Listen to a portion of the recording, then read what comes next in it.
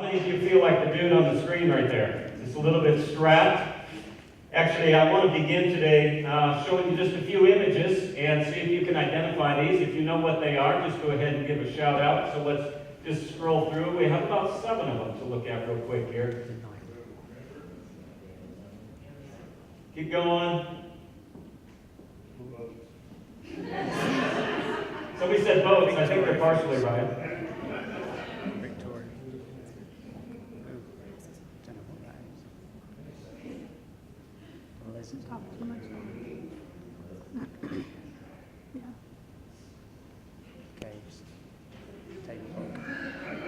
What we just viewed was 7 wonders of the world.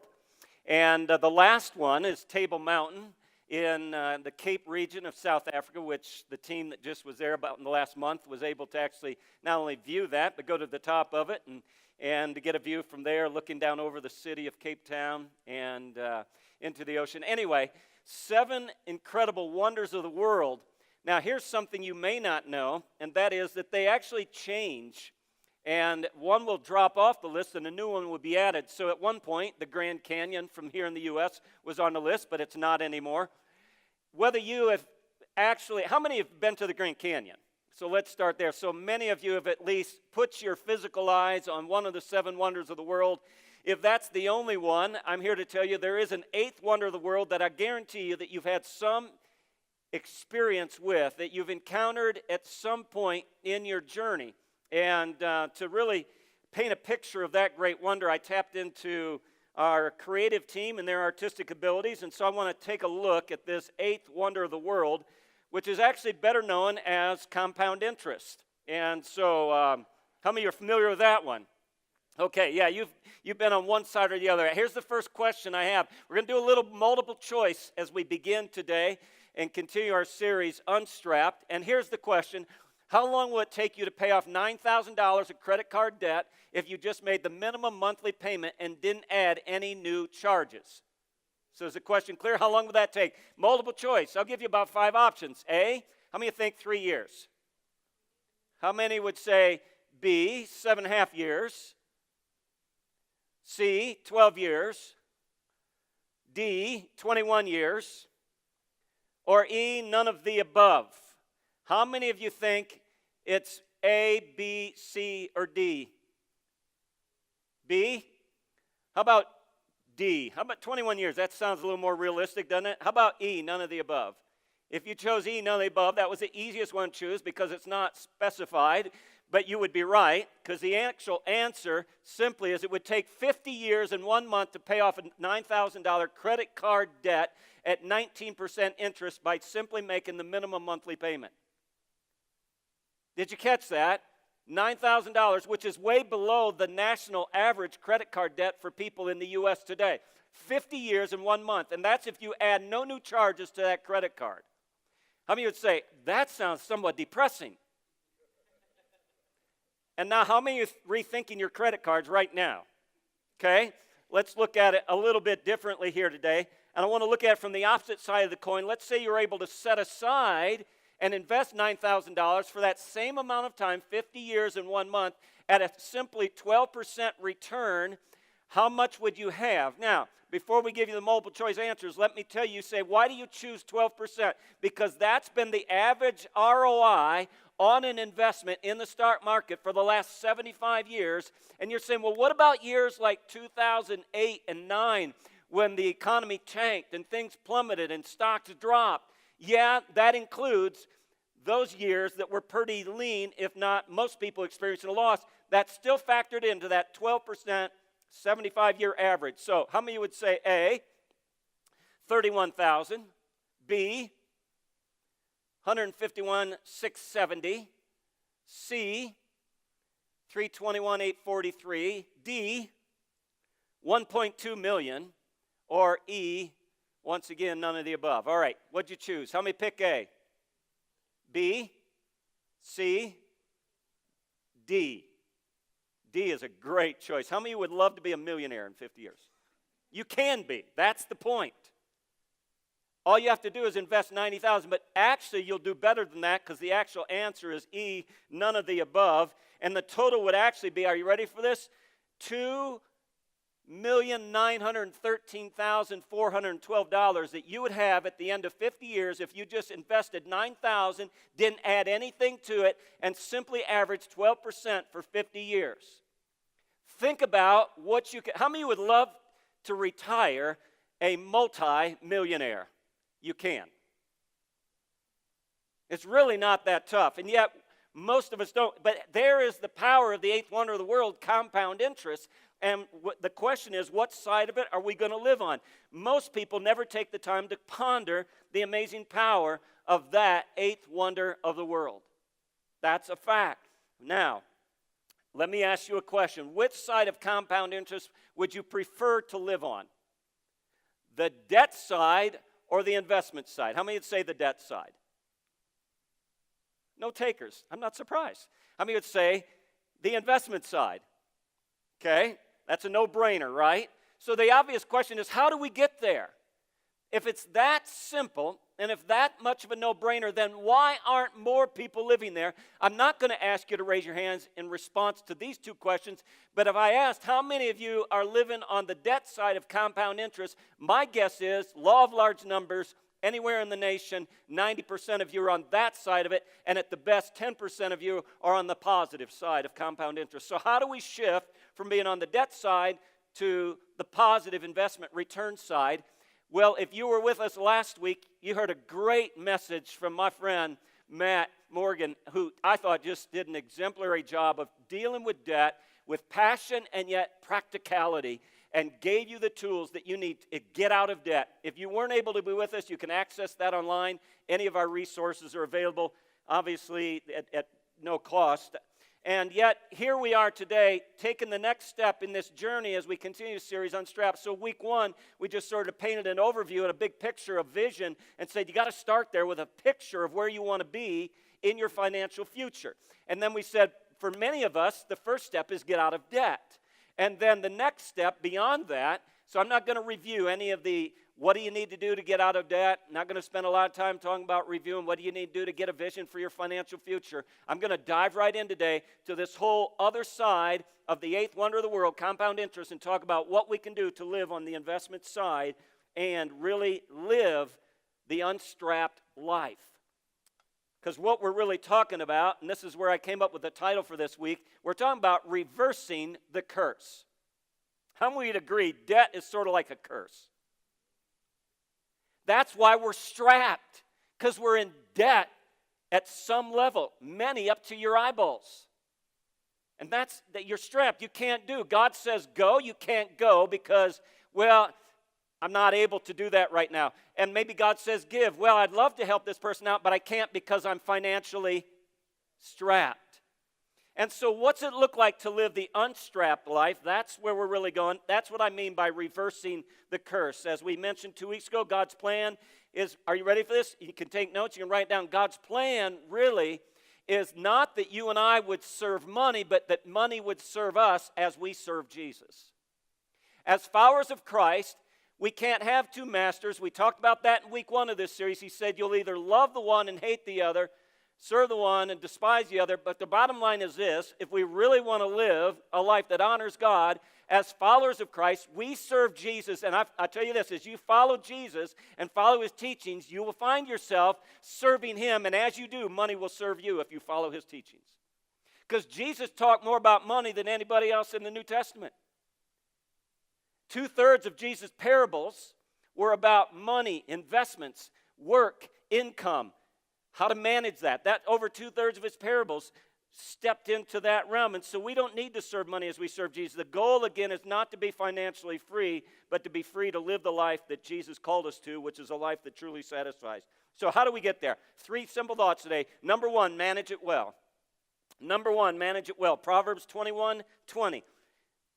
In the house of the wise are stores of choice food and oil, but a foolish man devours all that he has. In the choice of the wise, there's these, in the house of the wise, there's these choice foods and oils and all this good stuff. In other words, there's an abundance, but the foolish devours all he has. Let me give you a more maybe contemporary version of that verse. In the house of the wise, people live off of less than they make and save for the future, while money works for them, but the foolish live paycheck to paycheck.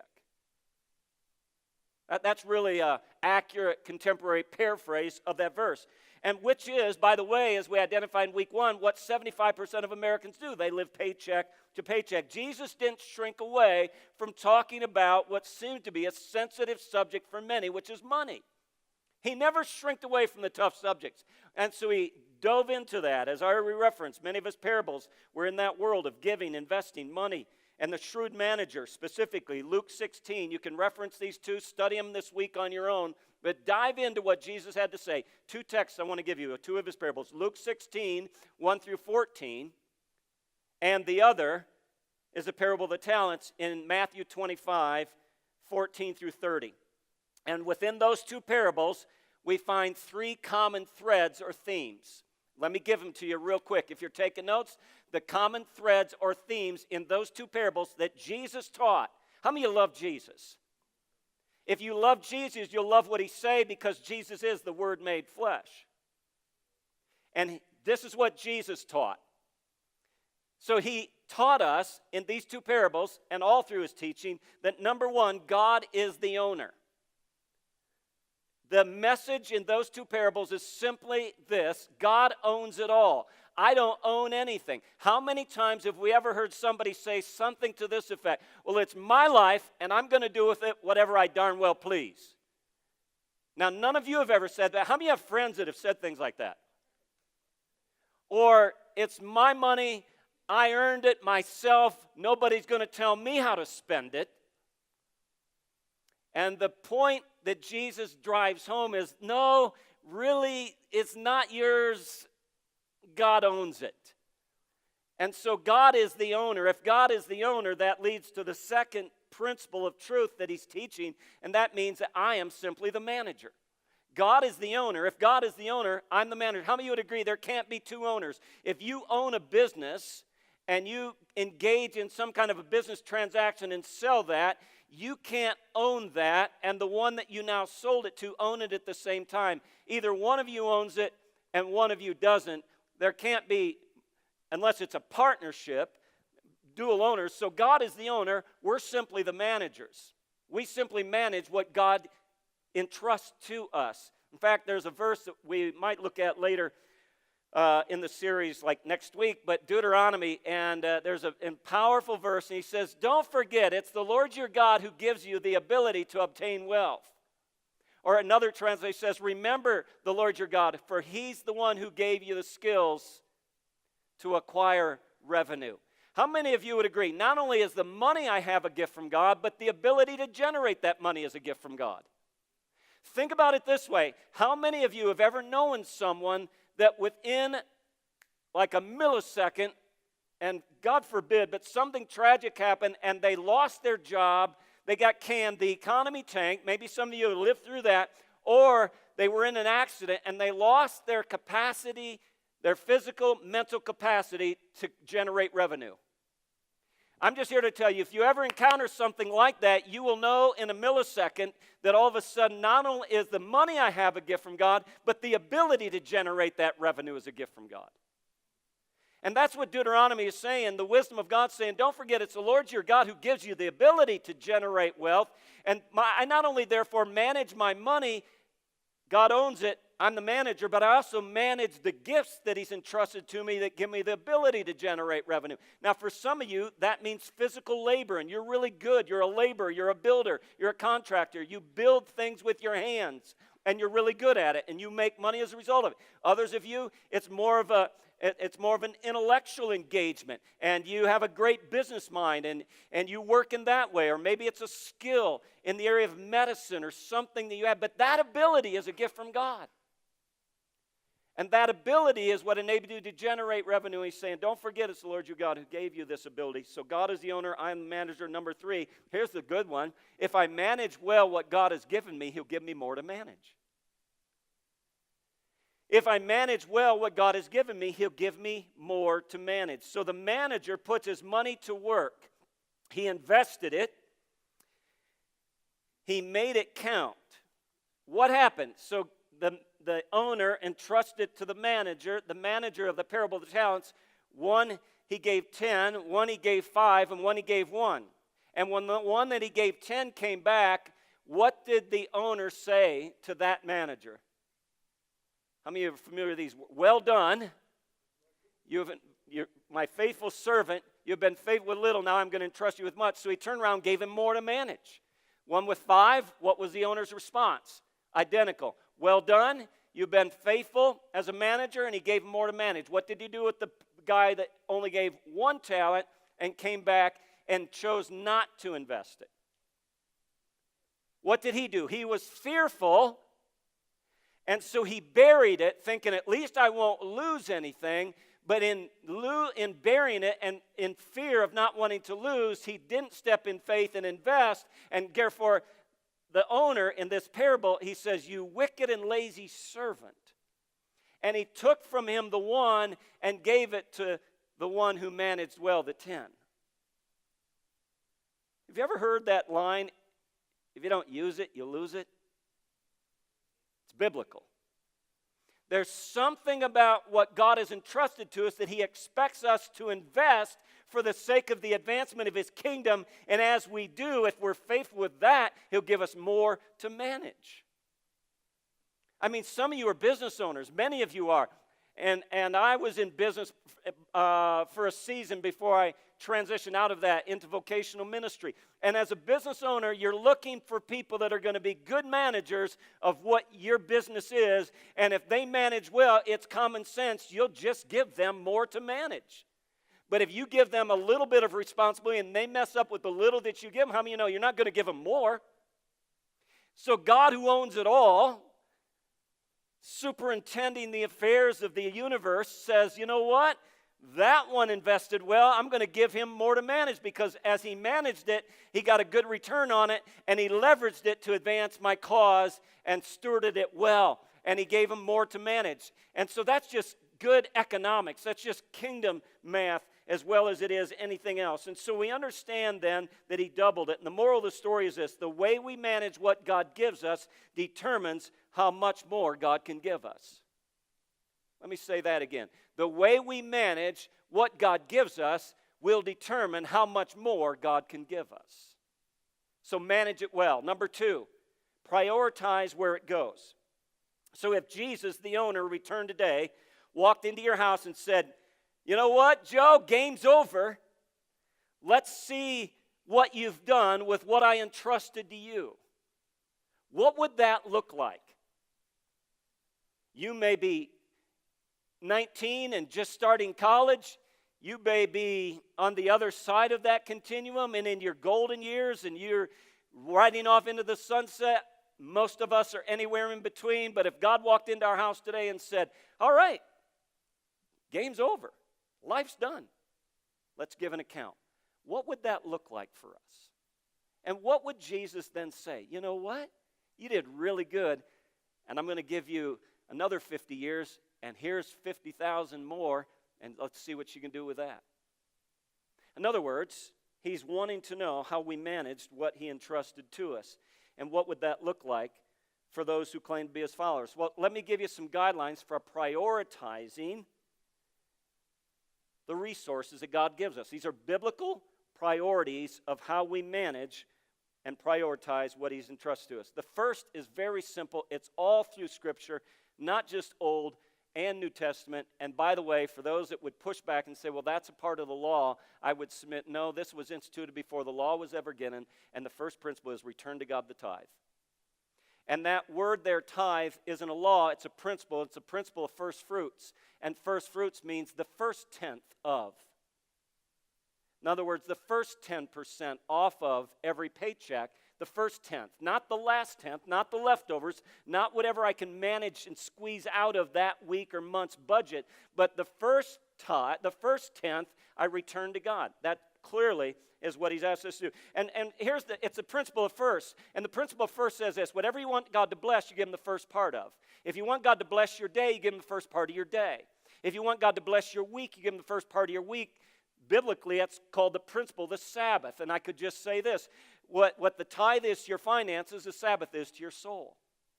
And so we give God a tithe the first day of our week, and we allocate that as a gift back to Him, and how we manage that will determine what happens with the rest of the week. And in the world of our finances, it's called the tithe, the tenth, the first fruits of our increase, and we return to God the tithe, and then the rest of our finances is blessed. How many have heard it said this way before? I'd rather live off of 90% with God's blessing than 100% without it. And whatever we want God to bless, we give Him the first part of. And you want God to bless your finances, holistically speaking, not just what you give, but what you're left with to manage. And then some of you are saying, Keith, why 10%? And my answer is, I honestly don't know, other than what I understand from Scripture to be the principle of first fruits. Beyond that, I don't know. I'd like to ask God that. How many of you agree He could have went into a 50-50 deal with us? You say, you know what, just give me 50%, you can have the other 50%. That seems fair. That seems equitable, doesn't it? Or maybe He could have reversed it and said, you know what, I'll give you 10% to live off of, you give the other 90 back to me. And yet the truth is that God owns it all, but He's expecting us to demonstrate our love for Him. So why the tithe? Scripture clearly tells us, Deuteronomy 14:23, the purpose of tithing is to teach you always to put God first in your lives. So people that say, Jesus is number one in my life, that should show up in two places, their calendar and their accounts. It just will. I mean, it's like, that's just how I live, and it should be evident. So anyway, that's number one. I've spent enough time on that. Number two, build your, I think Matt referenced it last week, and it's in the Ramsey material if you go through Financial Peace University, but what's called your Oh No Fund. Your Oh No Fund. This is saving for an emergency. Your plumbing backs up, or your car breaks down. How many of you have ever had your car break down? Unexpected. You get a flat tire, and how many of you have those really nice cars that have new tires, and they say if you replace one, you have to replace all four? Isn't that a bargain? That just makes brilliant marketing sense.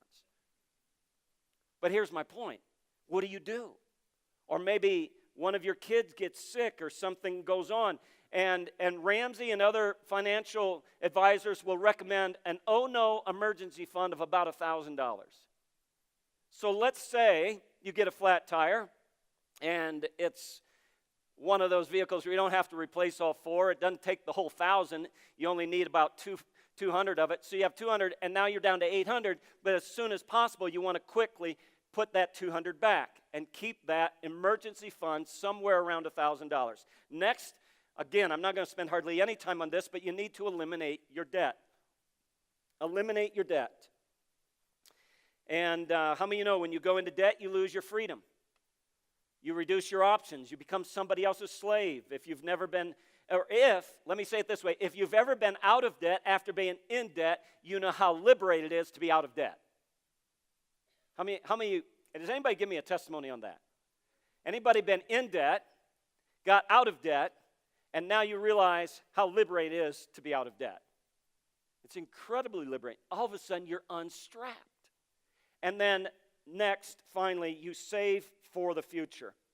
Save for the future. Proverbs 21:20. Now, this is different than your Oh No emergency fund. This is savings or investing that we're starting to transition into. Proverbs 21:20. The wise man, everybody say it together. Let's read this verse together. Everybody. The wise man saves for the future, but the foolish man spends whatever he gets. So the wise man saves for the future. I recently read that the average person in Japan, are you ready for this? Saves 18.2% of their annual income. In Japan, the average person saves 18.2% of their annual income. How about the average American? What do you think the average American saves? 5 years ago, I know this is going to be like really a bummer. You're going to want to move to Japan, but 5 years ago, the first time since the Great Depression, the average American spent more than they made. The average American 5 years ago, we crossed that threshold where the average American spent $1.22 for every dollar they made. How many of you know that doesn't work long unless you're the government? And you can print that thing called currency. Just doesn't work well. And the wise person, he says, saves for the future. How many of you have ever had ants visit your home.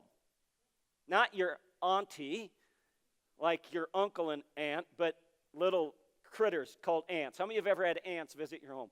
Do you know why God allowed them in your house? Because he wanted to teach you something. Yeah, that's what Proverbs says.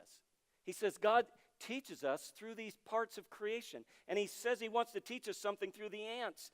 And it says in Proverbs 6 and 8, take a lesson from the ants. Learn from their ways and be wise. They labor hard all summer gathering food for the winter. Learn from the ants. Again, Proverbs 30:25. Ants aren't strong, but they store up food for the winter. What's he saying? Learn from these simple little critters called ants. Learn from the ants. Take a lesson from the ants. Even the ant has enough sense that if you drop a piece of chicken at a picnic, he'll go away and take that thing thinking he might need it someday. And have you ever seen an ant carry a big honking piece of chicken away from your table? They're smart. That's all he's saying. Learn from them. And just like the ant, he's saying, you know what? We need to set aside a little at a time so that whenever the future holds, we're prepared for it. But if from 30 to 70, for 40 years, you invest that $500 a month, are you ready for this? You'll have over $5 million. Just one investment can do that for you. You can retire with dignity. You don't have to go to some retail store to welcome people when they come in, because you already have money in the bank that's paying you way more than what you could get minimum wage.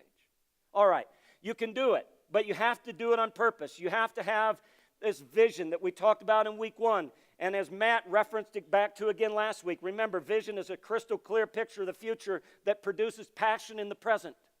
Let me say it again. A vision is a crystal clear picture of the future that produces passion in the present. You get a picture of what your future looks like, and all of a sudden you have passion to live that out in the present, even when it's hard decisions, because you're saying no to something so you can say yes to something better. What's Ramsey say? I forget the line. Why don't you choose to live like somebody or nobody else so someday you can live like nobody else? I like to say it this way. Why don't you choose to live like nobody else so you can give like nobody else? And so that whole thought leads to my final point before we move into our response time, and that's invest in that which will outlive you. Invest in that which will outlive you. Years ago, this is pre-collapse of the economy and tanking of the economy. People were coming up to me, and they get to a point where they think you know more than you do. I mean, our church was large, and it was growing. It was just booming. Everything was up and to the right, and they thought I knew something about money too. And so he said, Keith, where should I invest right now? And I said, well, I'm not sure. You know, if you're talking about this or that, you might want to seek out something from a professional financial advisor. But I just say invest in the kingdom. And then when the economy tanked, some of those same people were coming up to me saying, Keith, where do you think I should invest now? I said, well, I don't know. But I tell you this, you'll never lose if you invest in the kingdom. And I would say the same thing today. 1 Timothy 6:18-19. Tell them to use their money to do good. They should be rich in good works and should give happily to those in need, always being ready to share with others whatever God has given them. By doing this, they will store up real treasure for themselves in heaven. It's the only safe investment for eternity. See, there's no guarantee on earthly investments. There's no guarantee on earthly investments. And God's not opposed to us storing up treasure. He just tells us where to store it up. In fact, he's not against us storing up treasure for ourselves. He says, store up treasure for yourselves in heaven, because that's the only safe investment for eternity. And we're out of time, so let me just be real clear on this last verse. How do you benefit if you gain the whole world and lose your own soul in the process? We're going to spend another week on this and talk about a well-invested life. And that really is what we'll springboard off of today as we move into our response time. And just say this, aren't you grateful that God so loved the world that he gave? And his motive was love. And he loved so that you and I could have life beyond this life. It's no secret.